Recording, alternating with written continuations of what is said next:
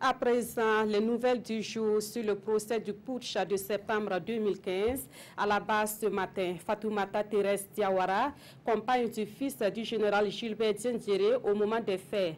Elle est poursuivie pour attentat à la sûreté de l'État et pour trahison. Le point de son interrogatoire avec Draman Guéné et Zoubavier David Dabiri.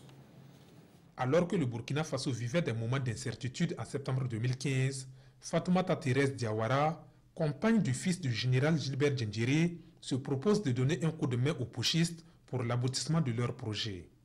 Elle joue le rôle d'intermédiaire entre les généraux Gilbert Diendéré et Djibril Bassolé et se positionne selon le parquet militaire comme le lien entre les putschistes et les forces étrangères.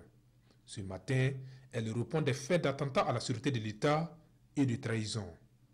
La jeune femme enceinte au moment des faits refute ces accusations et soutient être entrée en contact avec le général Djibril Bassolé sur la sollicitation d'un soldat.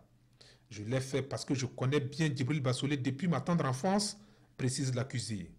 Et pourtant, selon les messages du rapport d'expertise téléphonique livré par le parquet militaire, Fatoumata Thérèse Diawara relevait les préoccupations pécuniaires et les états d'âme des soldats du RSP qu'elle exposait au général Djibril Bassolé.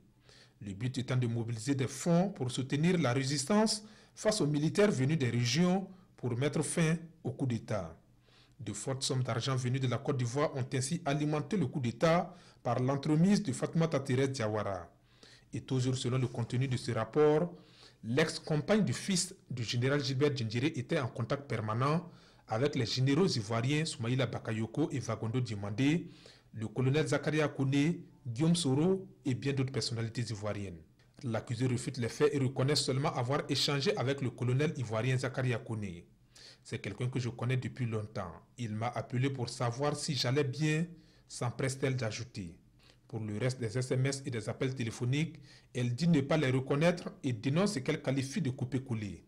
Ses avocats embauchent la même trompette et demandent l'annulation de cette pièce du dossier pour enregistrement illégal d'écoute.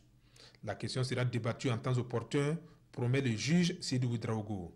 Son audition se poursuit ce lundi 29 octobre 2018 à 9 h au tribunal militaire de Ouagadougou.